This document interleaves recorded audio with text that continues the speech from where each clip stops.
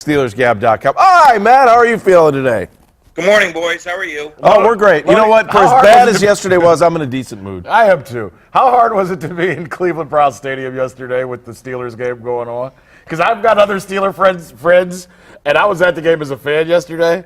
And gosh, it's unbelievable with technology how you can keep up with two games at once. I can't. I can't either. But I know Matt. Yeah. Matt keeps up with two at the same time. I don't know how you do it. Yeah, I mean, I actually watched most of the Pittsburgh game while at the Browns game. It wasn't really that hard. The Browns game was over after the coin flip, so that was easy. The Steelers game, obviously that game went on for a little bit, and it was a decent game. I mean, the Steelers obviously came out fast. They got out to a big 13-0 lead, and, to Atlanta's credit, you knew they would kind of hang around a little bit, and Pittsburgh needed all four quarters to close it out. But, I thought yesterday that if Pittsburgh could win that game, I have a good feeling now they're going to win this division. I really do, because they've got Kansas City at home, and I really think Kansas City, they should beat Kansas City at home. Of course, as I say that, they'll probably lose next week. And then they've got Cincinnati at home. And I don't know, even though Cincinnati played well yesterday, they had such a chip on their shoulder yesterday. I don't know. I think Pittsburgh matches up pretty well with Cincinnati. We saw it last week down in the jungle. I think it's going to be a fun 2 weeks, and I think the Steelers are going to find a way to go 11-5, and I think you're going to see a playoff game at Heinz Field this year. All right, here's the interesting thing. I keep going back and forth on what the AFC North is, and schizophrenic is the word that I've been saying. But now, if you wake up this morning, you look at the playoff standings, everybody but the Browns are in the playoffs. Yeah. Right. And, and I said it last week, and I mean, I don't think I'm making any, groundbreaking news by saying this.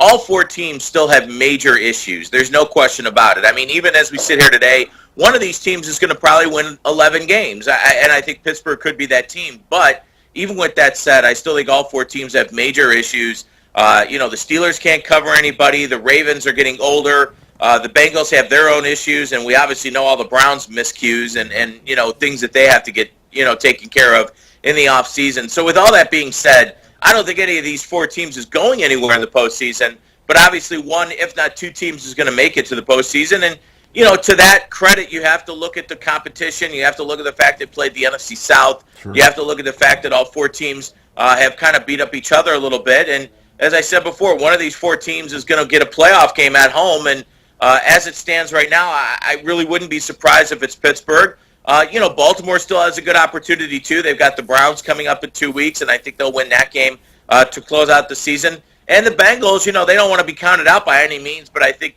we've seen the Bengals enough to know that, even though they really handed it to the Browns yesterday, I think they've got some issues, too, up and down their team. All right, Matt Lodi, SteelersGab.com. Thank you so much, Matt. We'll talk to you next week. Take care, Lode. All right, let's go to Craig Lindell next, who's with Waiting for Next Year. Hi, Craig. How are you?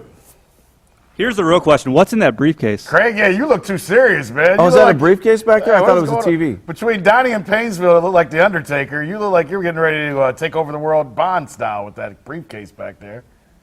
Craig, can you hear us? All right, let's make fun of Craig. I can't hear you guys.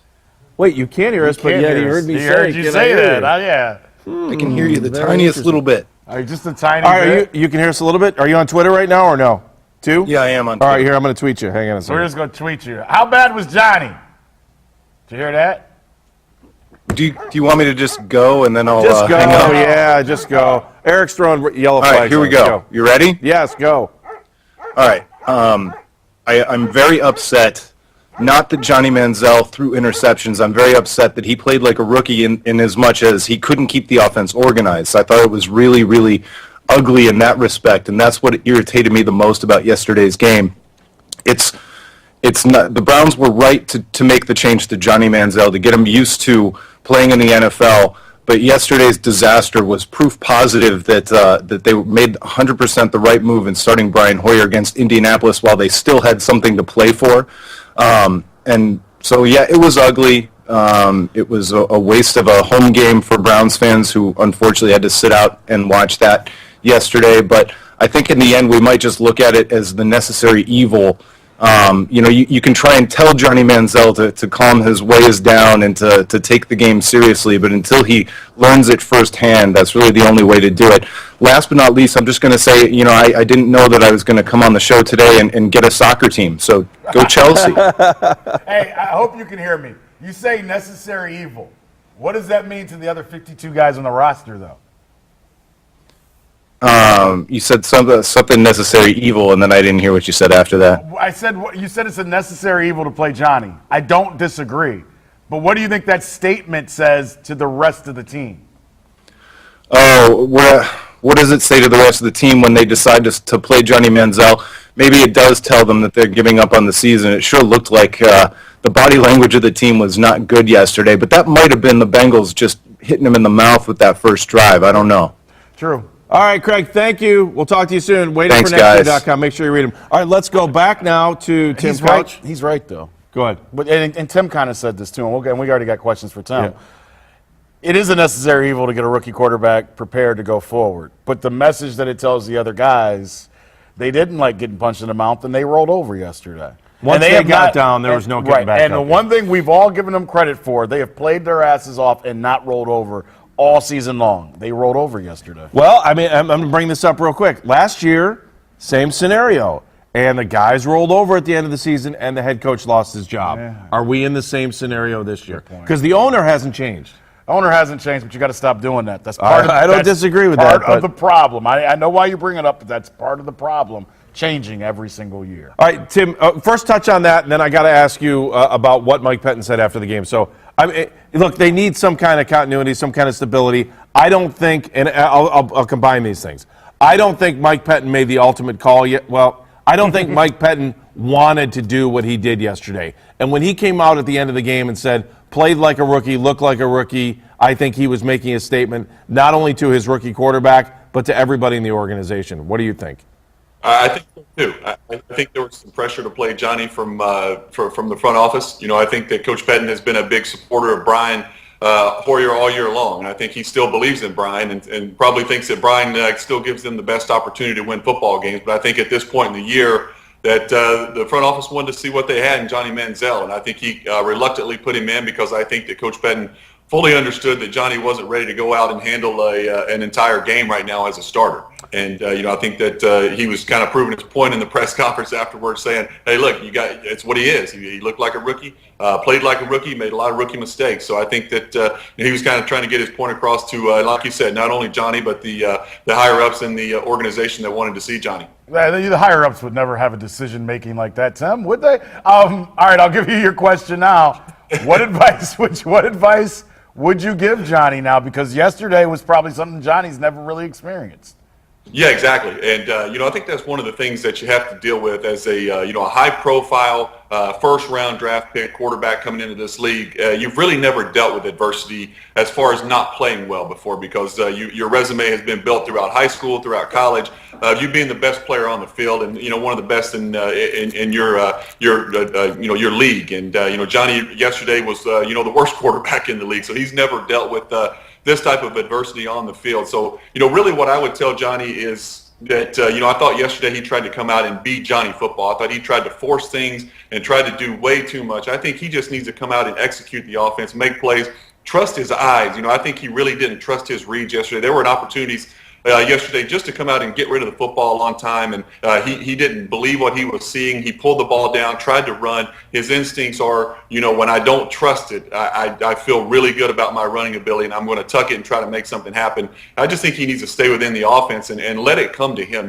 Don't try to force the issue. Don't try to generate offense and force big plays. Just kind of let it come to you and go through your reads, trust it, and get rid of the football on time. All right, Eric, the referee, are you ready to play grade the team? I am, and since we're talking about And Johnny Kenny's Manziel, back here, by the Kenny way. back in Okay. here. Oops, sorry. This is going to be very Kenny Go ahead. Rhoda-centric, to tell you the truth. who's pressing the buttons over here? I did. Go ahead. What do you got? All right, Johnny Manziel, Getting 10 of smart with you? 18, 80 yards, 2 interceptions, and the outstanding quarterback rating of 1. Let's start with the quarterback himself, as we always do when we grade the quarterback. We start with Tim Couch. Tim. Well, I gave him a D just because it was his first start. It was an F performance. There's no question about it. But I gave him a little leeway because it was his first start. He had no help around him either. I thought the wide receiver position didn't help him at all. He had no running game. The offensive line wasn't great yesterday as well. But Johnny has to play better. I think he will play better. But it was a tough performance to watch yesterday. I was going to go next. Kenny's finding ways to be meaner than an F. Kenny, just go. F minus, go. I mean, come on, guys. Really, he did not look like he belonged on the field yesterday. He didn't look like an NFL quarterback. I know it's his first game, and I get that. I understand that. And he showed that he's not ready for this, okay? We get the, but still, his performance yesterday was putrid. It was awful. They threw him around like a rag doll. I forget who it was, needed one hand to bring him down as he was fighting off a blocker with his left hand, and he reached out with his right hand and dragged Manziel down, he was, you said earlier, an 8th grader. F minus for me, just terrible. Doesn't Manziel at least get some participation points? I mean, No, he didn't show up. This is a failed You have to pass show league, up yes. to have participation points. He didn't. It's an F. This isn't the Rubber League test where you get 5 points just for signing your name on it, okay? Kenny's right. It's an F. Kenny hit on it. It's an F. He didn't show up. And you hit on something, Andy, that I think makes a big point. He had 15 weeks to be ready. You could have screwed up the first 4 weeks. You could have screwed up the first 5. But the light bulb should have went off a long time ago that I better be prepared and ready. He wasn't. That is a big sign to me of maturity that he does not have. All right, so you're an F. I'm an F. He sucked yesterday. I can't put it into words any other way. The offensive line was horrible yesterday. I could grade everybody the same all way. Fs. But I'll tell you what, Johnny Manziel wanted to wreck this league. He may have wrecked himself yesterday because now he's got to make up for his wrecked the first team performance. yesterday, I'll tell you that. Johnny bankrupt, not Johnny football. Next. All right, well, Johnny didn't get much help from the running game. 17 carries, 53 yards. Isaiah Crowell just 17 yards on the ground, 2.4 yards a carry. Grade the running backs. Let me start here. We're going to give him an F because I'm going to give him an F because they stunk. But the offensive line got their ass kicked. Let's just be completely honest. You can't have good offense when the defensive line for the other team just throws all of you around. And you just, a month ago, beat up on that defensive line. They were more motivated than you. This goes to coaching. This goes to heart. This goes to who you are as an organization. You got punched in the mouth and rolled over and let the other team bully you in your own house. So the running backs get an F, but the offensive line got destroyed. I'll agree with both. I give you your F on that, too. I didn't even know we had a running game. Let's go to Tim, who was optimistic on this.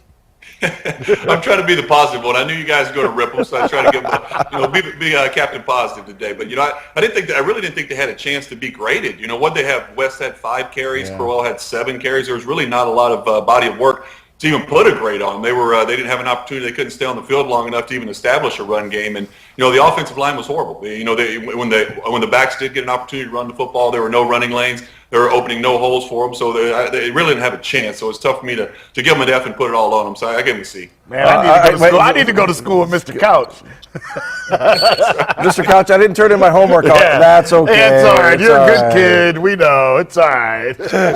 Kenny, go ahead. F minus, shocker. Guys, F minus. I expected Johnny football, Johnny Manziel, to have at least 40 yards rushing yesterday. And we know the offensive line has been struggling as of late. If there's anybody who knows about poor offensive line play, it's Tim, and the fact that he's still upright and able to talk with us is amazing what he went through over his years with the Browns. Yeah, they were bad, but I expected Manziel to make something out of nothing, to turn a negative play into something, and he couldn't even do that yesterday. So I include him in with the running backs yesterday. On my radio show, we did over-under. I think it was 65 yards rushing. We did over-under. And everybody picked, well, not everybody, 70% picked over 65 yards rushing. So if anybody was going to run the ball yesterday, we expected it to be Johnny Football, and he had 13 yards rushing yesterday. I think his worst day in college, his longest run was 20 yards in one single game in college. He didn't even come close to that. I thought he'd fall back on that because that was his comfort zone. But he can't. He's not the best athlete on the field No, he's not. anymore. No, I agree. And Tim, and you guys, all of you guys,